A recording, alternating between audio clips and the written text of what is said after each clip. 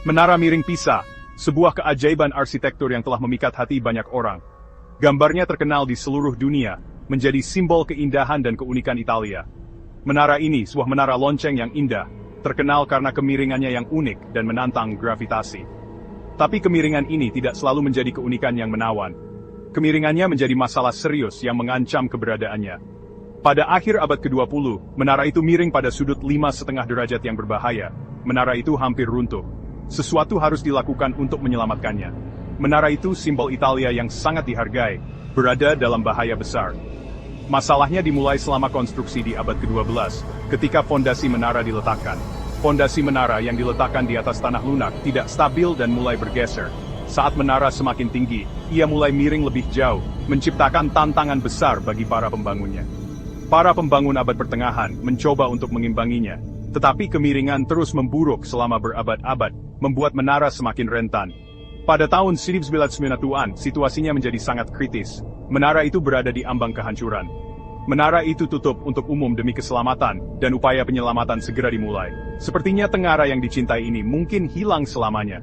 The Soderix Farming Jomfem Dammersting baru. Sebuah tim insinyur dibentuk.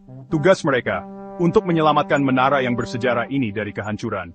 Investigasi mereka mengungkapkan urgensi situasi tersebut. Menara ini tidak hanya miring, tetapi juga dalam bahaya besar. Menara itu memang hampir runtuh. Solusi sementara segera diterapkan untuk mencegah bencana. Sebuah cincin beton ditambahkan ke dasarnya untuk memberikan stabilitas tambahan. Ratusan ton beban timbal ditempatkan di sisi utara untuk menyeimbangkan menara. Ini membantu, tetapi itu adalah perbaikan sementara. Solusi jangka panjang masih diperlukan. Salah satu idenya adalah menambatkan menara dengan kabel. Ini tampak menjanjikan. Tapi ada masalah yang muncul. Jalan setapak di sekitar menara, yang disebut Catino, sebagian menopang struktur.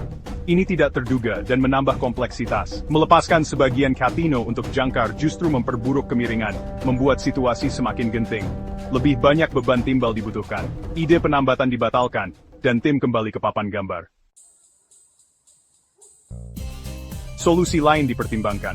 Para insinyur menghabiskan waktu berjam-jam memikirkan berbagai pendekatan. Bisakah pemompaan air tanah menstabilkan tanah? Mereka membuat model tanah liat untuk menguji teori ini. Bagaimana dengan elektroosmosis menggunakan listrik untuk memperkuat tanah liat? Ide-ide ini akhirnya ditolak. Entah terlalu berisiko atau tidak efektif. Para insinyur membutuhkan pendekatan yang berbeda. Mereka terus mencari solusi. Mereka menemukan jawaban mereka di tempat yang mengejutkan, lumpur. Solusinya disebut penggalian bawah. Ini melibatkan pemindahan sejumlah kecil tanah secara hati-hati dari bawah sisi utara menara. Proses ini sangat presisi. Ini akan memungkinkan menara untuk kembali ke posisi yang lebih tegak. Setiap langkah harus dilakukan dengan hati-hati. Itu adalah operasi yang rumit. Para insinyur menggunakan bor khusus untuk memindahkan tanah, sedikit demi sedikit. Mereka sangat teliti.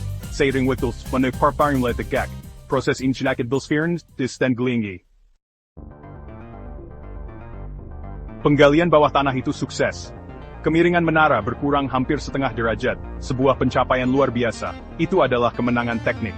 Tetapi para insinyur tidak sepenuhnya meluruskan menara. Mengapa tidak? Karena kemiringan telah menjadi bagian dari identitas menara yang ikonik. Itu adalah bagian dari sejarahnya, daya tariknya yang unik. Saat ini, menara miring Pisa